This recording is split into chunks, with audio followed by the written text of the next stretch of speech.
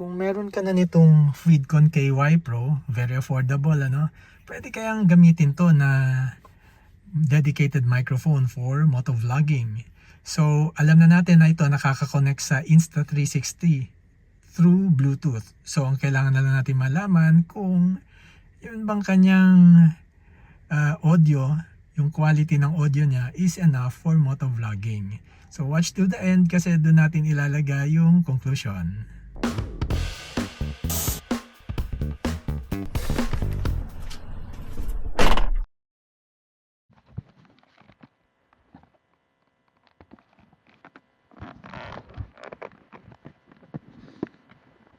Kinabit ko na yung Bluetooth connection from my KY Pro papunta dito sa Insta360 Ace.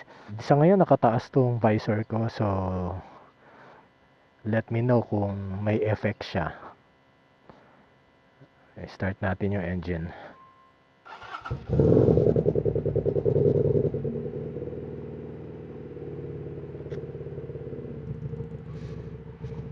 Okay, ngayon, ayan, ngayon nagsasalita ako. Normal speaking voice, try nating isara yung visor. So, sasara natin.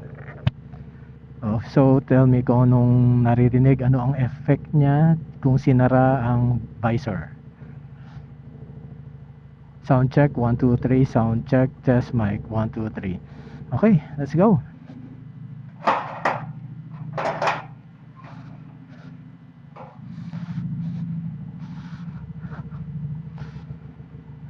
Yeah. Here we go.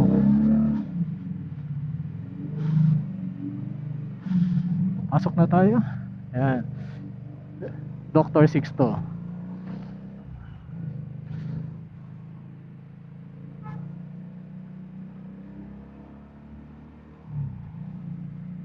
Nung sinubukan ko to sa bahay nung una, parang meron siyang static, parang may tumutunog na ganon.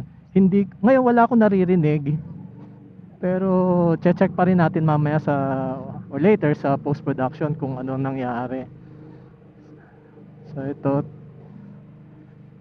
chill ride lang, lalo na malitang kalye. Punta tayo doon sa kabila, lumabas tayo sa ito kasi, itong kanan kasi ano yan eh, yan ang pangalan ng bridge na yan, Eagle Street yan. Tapos may bridge, ang labas mo C5. Meron din yan doon sa kabila, kaparallel niyan ng bridge na yan, ang tawag Kaginhawahan Bridge. Tingin din sa likod sa mga side mirrors para makita mo kung baka mamaya ma-rear end ka na, diba? Baka may mga nakatitig sa cellphone habang tumatakbo na mabagal, tapos bug, ayun, nabundol ka na from behind.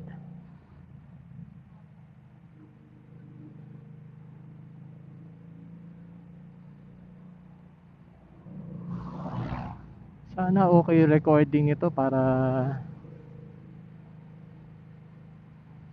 hindi na kailangan magdagdag pa ng equipment.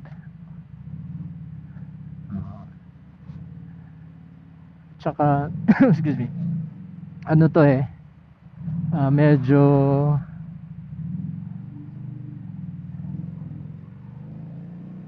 ayan, tuloy na natin ang konti para marinig yung between pag matulin. Tsaka pa marinig kung may naririnig, kung may wind, kung rinig yung wind, kung nasisira yung, pero hindi, mas maganda mamaya pagka nasa C5 na, kasi mas tumama sa helmet ko. That's why you should always wear helmet when riding. O di sa noo ko sana tumama yun. Okay, balik tayo sa kanina. Nakalimutan ko, di sinasabi ko kanina. Anyway, pag naalala ko, pag-usapan natin ulit. Ayan.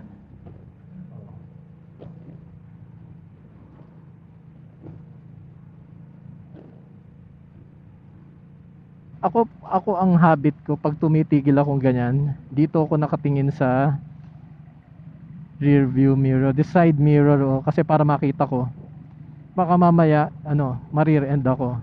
Normally naka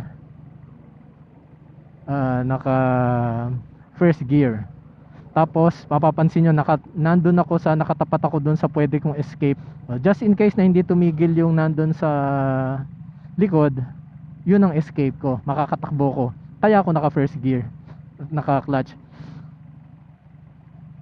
Pag may tumigil na sa likod ko, siya na yung magiging barrier ko para do sa susunod na kotse na pwedeng bumangga sa akin. So pagka ganun, yun, pwede na akong mag-neutral doon. O sige, dito testingin na natin.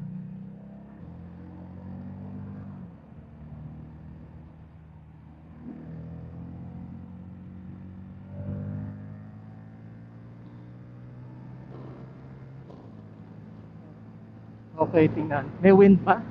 Mapasok ba yung wind sa recording ng mic? Let me know.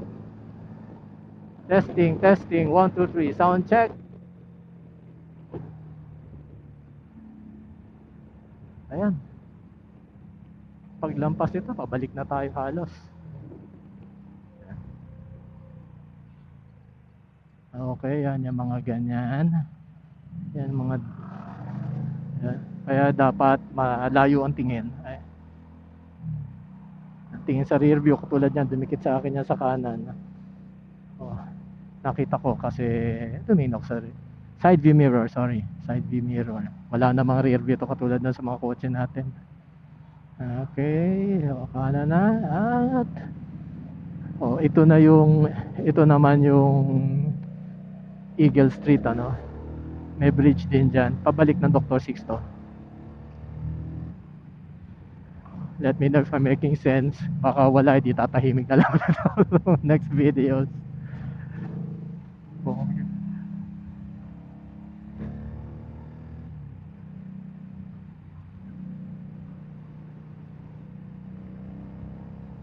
Wag kaya solid line yan, ha. Wag o-overtake. Bawal na bawal o-overtake sa tulay.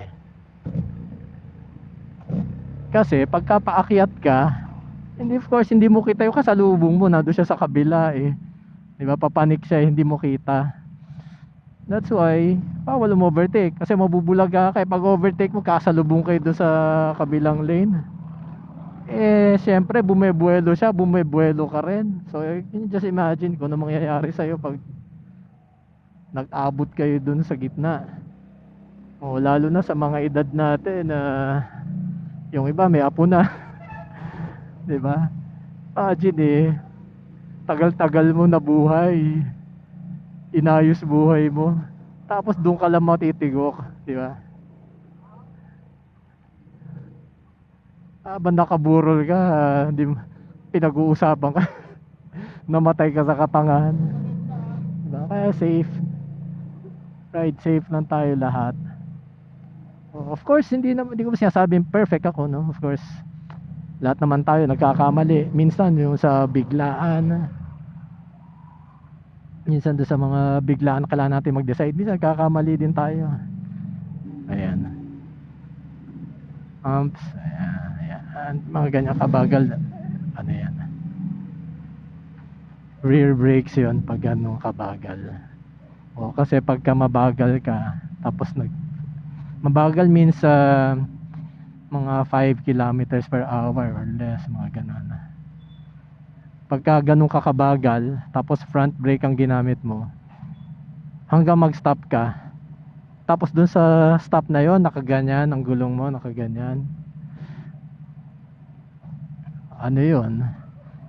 Perfect recipe yun para ma-drop mo yung bike. Kaya pagka mabagal lang 5 kilometers and below, hanggang siguro hanggang mga 10 kilometers and below, ano yan? Rear brake. Pag matulin, front brake. Front brake kasi dumidiin yung harap mo, so mas maraming friction yun. Yung likod mo umaangat yun eh. Anyway, later pag-usapan din natin yon sa mga susunod na videos. And now we're at the end of the video. Sasabihin ko dito yung mga observation ko. Ginawa ko ng listahan to make sure na wala tayong malimutan. So, number 1, meron siya talagang static. Meron siyang static sound na maririnig mo. Medyo faint siya, mahina, pero minsan lumalakas, humihina. And number 2, I'd like to say sana na meron siyang automatic noise reduction, pero after reviewing the video, pinakinggan ko ng paulit-ulit. Parang hindi siya automatic noise reduction eh. It's more of a noise gate. Now, ano yung noise gate? So, ang recording, usually, mas malapit yung microphone sa bibig natin. Kaya, of course, pagka pinakinggan na natin siya, mas mataas, mas malakas yung boses kesa sa noise. Naririnig natin yung noise pa rin, pero mahina kasi mas malayo siya doon sa microphone. Anong ginagawa ng noise gate? Imagine may gate na ganyan, nag-set siya ng threshold kung anong level ng sound yung papapasukin niya. Since yung noise mababa yung sound, pag hindi tayo nagsasalita, di meron siyang noise pero mahina, sarado yung gate. Now, pag nagsalita ka na, since lumalakas yung volume nung sound, bubukas siya. Pag tumigil ka ng salita, ang maiiwan lang yung noise, sasara siya. So, pag hindi ka nagsasalita, wala kang naririnig na noise kasi sinasara niya yung gate. Pero once na magsalita ka, bubukas yung gate, papapasukin yung boses mo kasi malakas siya. Pero, papasok din yung noise. Sabay silang pumapasok. Tapos pag tumigil ka ng salita, sarado ulit. Wala na namang noise. Ito, number 3, wala namang kinalaman to sa recording ng KY Pro. Pero it's worth noting na maganda nakasara yung visor for 2 things.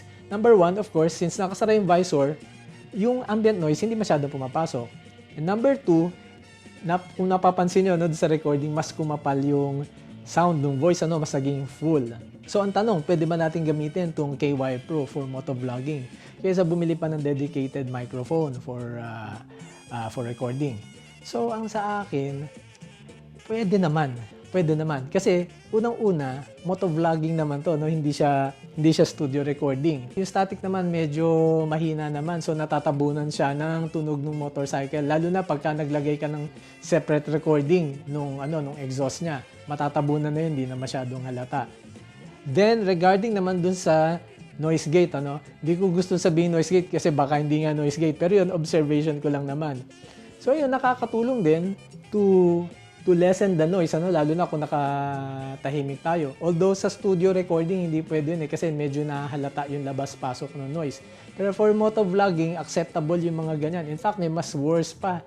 May worse na ginagamit, pero hindi naman natin nahalata. Ito, kung babalikan nyo yung video, parang okay lang, parang suwabe lang. That's it. Thank you for watching the video. I hope nag-enjoy kayong panoorin. Please like it, share it with your friends, and please subscribe para po makagawa tayo ng mas maraming video na katulad nito. Thank you and God bless.